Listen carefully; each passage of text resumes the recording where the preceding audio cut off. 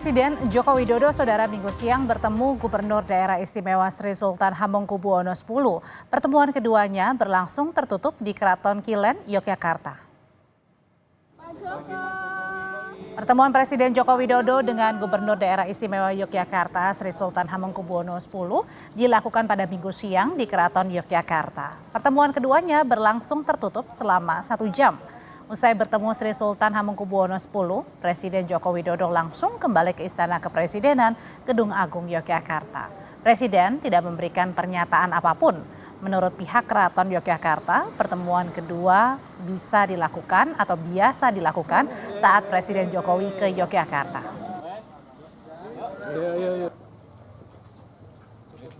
Selamat siang teman-teman. Tadi Bapak Presiden berkunjung ke Keraton. Ini kan memang sudah hal yang biasa kalau beliau sedang di Jogja dan ada waktu, biasanya memang bersilaturahmi kepada ngaso dalem begitu. Tadi kurang lebih bertemu selama 1 jam, pertemuannya tertutup. Jadi saya kalau ditanya ngobrolin apa saya tidak tahu. Tapi cuman ada pesan dari kami, mohon jangan Sekretaris Tim Kampanye Nasional TKN Prabowo Gibran Nusron Wahid meminta wilayah Kabupaten Boyolali dan Wonogiri lebih diperkuat lagi untuk meraih suara pasangan Capres dan Cawapres nomor urut 2 Prabowo Gibran. Penguatan dilakukan karena perolehan suara di Boyolali dan Wonogiri agar lebih optimal. Ia berharap pendukung pasangan Prabowo Gibran mengepung Boyolali memperkuat perolehan suara di 2 wilayah itu dengan waktu 2 pekan sebelum masa tenang pemilu. Suaranya. Salah satu jumlah yang paling banyak itu ada di kawasan tadi, itu di Boyolali sama di Wonogiri. Kalau yang lain insya Allah kita sudah banyak yang menang. Tapi dengan perkembangan sekarang optimisme 1 putaran itu? Insya Allah makin hari trennya makin bagus. Politisi senior PDI Perjuangan Bambang Pacul menegaskan kader dan simpatisan kandang Banteng PDI Perjuangan di Jawa Tengah siap tempur hadapi Pileg dan Pilpres dengan kekuatan penuh. Kontribusi suara terbanyak di kandang Banteng yaitu Jawa Tengah diharapkan bisa memotivasi kemenangan pasangan Ganjar Mahfud di seluruh Indonesia. Alhamdulillah, aman. Untuk Jawa Tengah gimana Bapak? Jawa Tengah, oke. Yang perlu diketahui kami akan bertempur untuk 03, untuk Pileg dan Pilpres full kapasitas. Jos! Targetnya berapa Pak? Kami akan memberi kontribusi suara terbanyak untuk Pak Ganjar Mahfud dari Jawa Tengah dibanding dari provinsi lain. Clear ya? Bapak.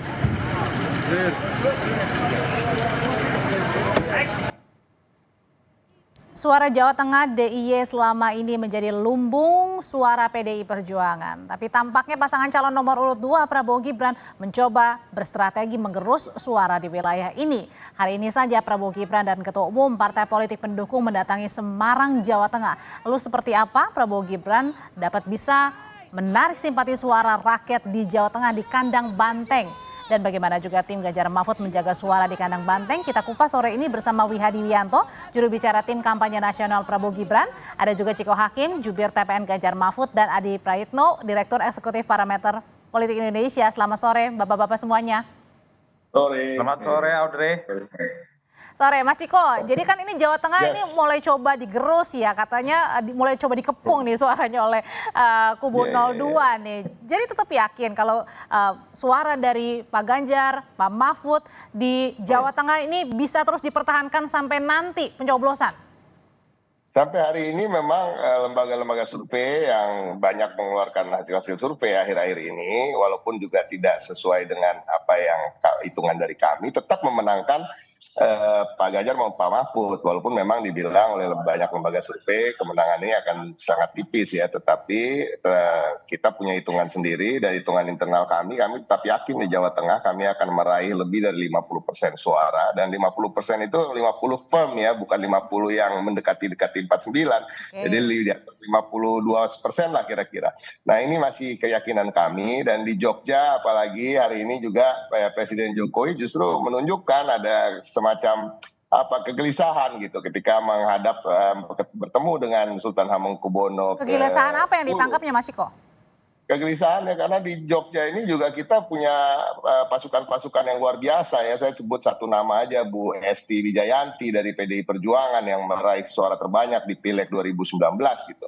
Nah, beliau juga sebagai salah satu komandan tempur kita di Yogyakarta sangat meyakini seberapa waktu lalu saya berbicara panjang dengan beliau. Dan target-target suara untuk mempertahankan kemenangan di 2019 itu sepertinya sangat akan terjadi di 2024 ini. Nah, sekarang tapi memang seperti dikatakan tadi di kilasan televisi tadi saya lihat bahwa memang bertemu dengan Sultan Hamengkubuwono ke-10 itu suatu hal yang biasa bagi juga para pemimpin politik ya, karena memang Keraton Yogyakarta kita ketahui mempunyai sumbangsi yang luar biasa bagi Mas Ciko, soal kegelisahan saya nanya, benar nggak sih emang Pak Wihadi lagi ada kegelisahan sampai-sampai Pak Jokowi harus turun nih? Saya sebenarnya nggak melihat kegelisahan Pak Jokowi yang gembira main sepak bola kemarin, terus kemudian hari ini ketemu dengan si Sultan. Saya kira ini sesuatu hal yang dilakukan oleh Pak Jokowi bukan suatu kegelisahan. Kalau kegelisahan bukan lagi bertemu, itu sudah ada perintah gitu kan, itu gelisah gitu kan. Tapi sekarang kan tidak. Ini kan pertemuan, ya kan. Saya kira pertemuan dua tokoh, ya Pak Jokowi dan si Sultan di Yogyakarta, saya kira itu memberikan warna dan memberikan simbol bahwa ini adalah sesuatu hal yang boleh dikatakan si Sultan memberikan suatu support. Dan kita lihat juga pada saat sebelum pertemuan dengan Pak Jokowi, Pak Prabowo juga bertemu dengan Mas Gibran. Kita melihat bagaimana kalau kita melihat di medsos itu bagaimana si Sultan menyambut dengan wajah yang mungkin berbeda dengan calon-calon yang lain pada saat sambutannya. Saya kira ini ada sesuatu keceriaan gitu, bukan suatu kegelisahan di sini. Saya kira ini sesuatu hal yang saya nggak tahu juga dari mana itu kegelisahannya itu yang disampaikan oleh Bung Ciko itu. Kalau gitu Mas Edi, sebenarnya yang ditangkapnya ini sebuah kegelisahan atau tadi sebaliknya euforia bahwa senang-senang aja ke Jawa Tengah? Karena tadi kan Pak Nusron juga dibilang katanya ini lagi coba mengepung nih suara di Jawa Tengah. Mas Adi. Ya, saya kira memang saya melihat soal Pilpres di 2024 ini kan rasa Jokowi sebenarnya. Jadi yang didukung Jokowi, Pak Prabowo dan Gibran ini dalam banyak hal kan tidak terlepas dari manuver dan orkestrasi politik yang dilakukan oleh Pak Jokowi. Sebenarnya kalau mau jujur, sebenarnya paslon nomor 2 ini bukan hanya ingin target menang ya, baik di satu putaran atau kalau ada di 2 putaran. Kalau bisa, gembosi kandang banteng. Kan itu yang sebenarnya pesan politiknya yang secara tersirat.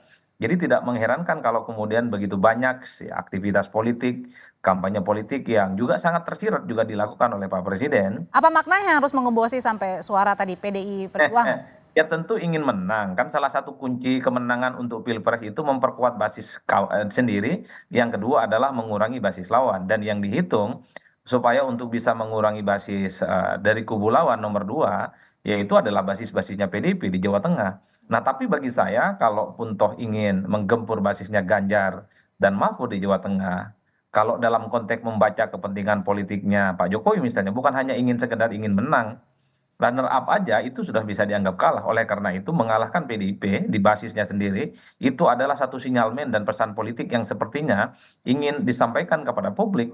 Makanya kalau kita melihat aktivitas politik belakangan ini seperti bansos, main bola, termasuk bertemu dengan Sri Sultan Hamengkubuwono, ini kan sebagai salah satu pesan. Sebenarnya di Jawa Tengah ini penguasanya siapa? Tetap bantengkah atau justru pesona Pak Jokowi? Kan ini yang sepertinya ditangkap oleh publik.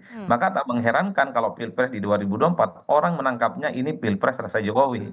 Karena yang begitu banyak kelihatan misalnya bermanuver, memberikan statement dan bahkan aktivitas politik, sekalipun itu aktivitasnya kenegaraan kira-kira begitu, tapi tersirat pesan politik demi ya untuk meningkatkan elektabilitas pasangan nomor 2. Dan ini yang saya kira akan terjadi ke depan semakin agresif, Audrey, untuk menuju 14 Februari. Kenapa misalnya presiden itu main bola? Karena sekarang lagi musim bola. Timnas Indonesia mendapatkan expose yang cukup luar biasa, terutama misalnya masuk 16 besar dalam. Oke. Ya, ini adalah satu sinyalmen bagaimana Gen Z, terutama mereka-mereka yang menggandrungi bola, diharapkan tentu Oke, saja. kalau gitu gimana ngeresponnya nih PDI Perjuangan yang coba digembosi bukan hanya untuk meraup suara kemenangan Prabowo Gibran, tapi juga ada kepentingan yang lain untuk bisa menggembosi suara PDI Perjuangan di Jawa Tengah. Usai jeda nanti Bapak-Bapak akan menjawab, tetaplah bersama kami di Kompas Petang. Ganjar Pranowo mengaku punya strategi tersendiri mengamankan suara di Jawa Tengah.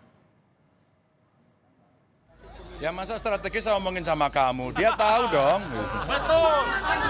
Ya kita pasti akan bekerja keras karena itu kandang banteng, maka banyak yang akhirnya mungkin harus membuat cara-cara tersendiri.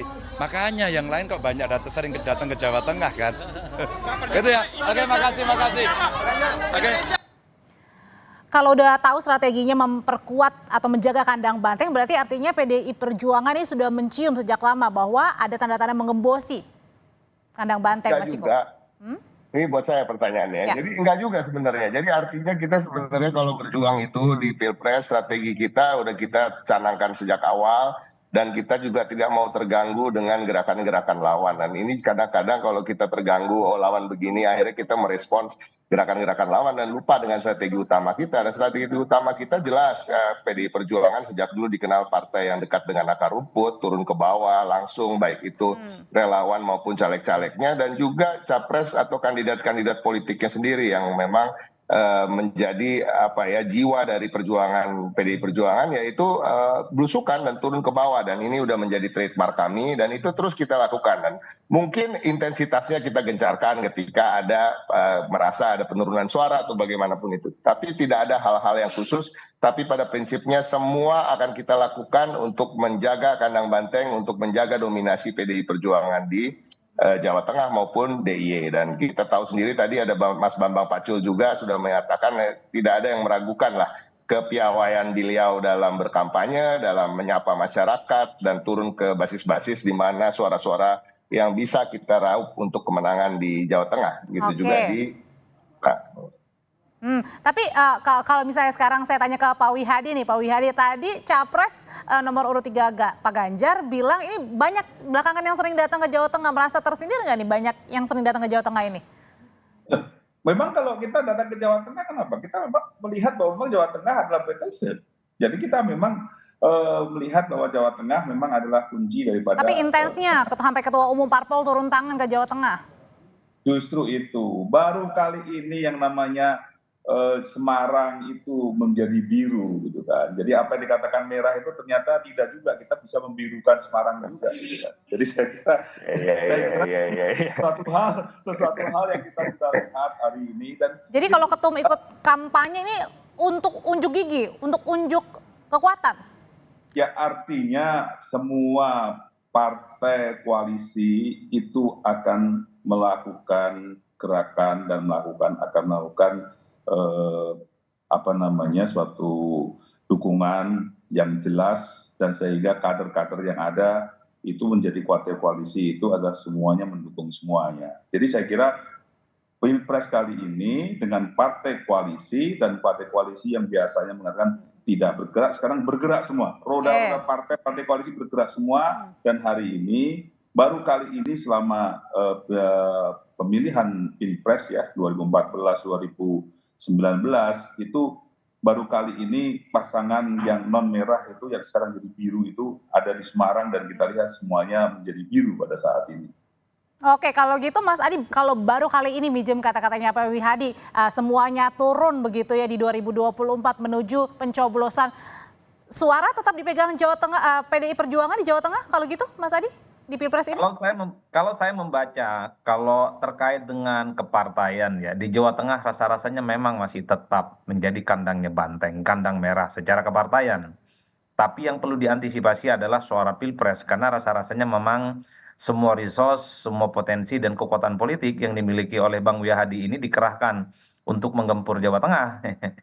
Meski secara saat bersamaan ya, kalau bicara tentang elektabilitas partai, itu belum ada yang mendekati secara signifikan kekuatan politiknya PDIP. Boleh misalnya disebut tadi itu Semarang biru, mungkin dalam konteks pilpres, tapi dalam konteks pileg, rasa-rasanya memang di Jawa Tengah itu ya tetaplah kandang banteng. Oleh karena itu, pertarungan yang ada di Jawa Tengah ya, ada Pak Presiden di situ, Oke. berkunjung ke berbagai tempat. Itu ngefek nggak sih dengan Pak Presiden turun, Mas Adi? Ya, Bagi kan 02? salah satu kekuatan politik di paslon 2 ini adalah faedah elektoral yang diharapkan dari tingkat kepuasan publik dari Pak Jokowi. Kan ini yang sepertinya terus ditransformasikan oleh para pendukungnya. Jadi kemudian ada bansos, kemudian ada upaya-upaya mengidentifikasi bagaimana setiap aktivitas politik presiden itu dikaitkan dengan kedekatannya dengan dukungan nomor 2. Itu kan sebagai upaya bahwa tingkat kepuasan publik terhadap Jokowi di Jawa Tengah itu bisa ditransfer sebagai bentuk elektabilitas. Oleh karena itu, rasa-rasanya memang kubu nomor 2 kalau hanya ingin bicara unggul misalnya di berbagai tempat mungkin unggul, tapi kan nggak afdol kalau tidak di Jawa Tengah ini tidak dikalahkan oleh mereka.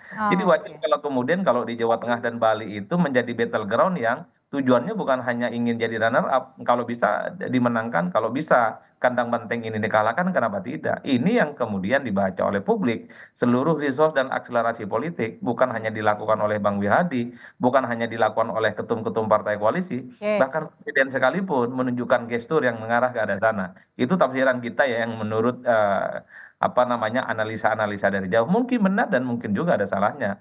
Tapi memang kalau melihat gestur dan intensitas aktivitas politiknya Pak Presiden di Jawa Tengah khususnya arah ke sana itu cukup kelihatan nyata di mana Banteng kalau bisa dikalahkan dalam konteks pilpres meski pada saat yang bersamaan kalau untuk bicara pileg rasa-rasanya PDIP masih cukup tangguh dan cukup kokoh ya untuk digeser oleh kekuatan politik partai yang lainnya. Kalau Saya gitu, kira poin nah, saya. kalau gitu tapi dari PDI Perjuangan sendiri Mas Ciko ini cukup deg-degan atau deg-degan banget nih ketika Pak Presiden turun, Pak Jokowi ya maksud saya turun Ya, ke Jawa Tengah. Enggak.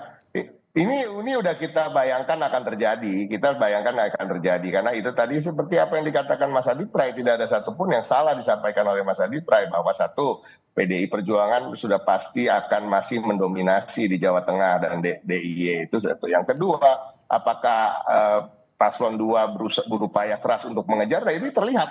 Ini sangat terlihat dan ini sudah menjadi prediksi kita sejak awal. Jadi soal deg-degan itu bukan bukan karakternya PDI Perjuangan. Karakter PDI Perjuangan itu bikin orang lain deg-degan. Oke, tapi kalau misalnya tadi dikatakan oleh Mas Adi, Pak Wihadi kalau PDIP ini masih mendominasi sebenarnya kandang banteng. Kalau gitu strateginya untuk mengempur sampai pencoblosan gimana? Ya, tentunya sampai dengan pencoblosan. Apa yang disampaikan oleh Mas Adi tadi untuk Pilpres dan untuk legislatif ini memang dua hal yang berbeda dan karakternya juga berbeda. Dan saya kira apa yang disampaikan Mas Adi itu ada benarnya juga dengan kondisi yang sekarang. Tetapi bagaimanapun juga pada saat ini kita bicara di sini adalah bagaimana Pilpres yang terjadi dan kita juga survei-survei ini kan selalu surveinya Pilpres. Kalau survei legislatif ini agak sulit untuk diprediksi juga. Jadi saya kira apa yang dilakukan hari ini dengan semua ketua partai datang, kemudian calon presiden 02 juga datang, Pak Prabowo, Mas Gibran datang dan melakukan kirap kebangsaan, dan itu kirap kebangsaan bukan di satu titik saja, tapi ini itu muter, ya kan? Artinya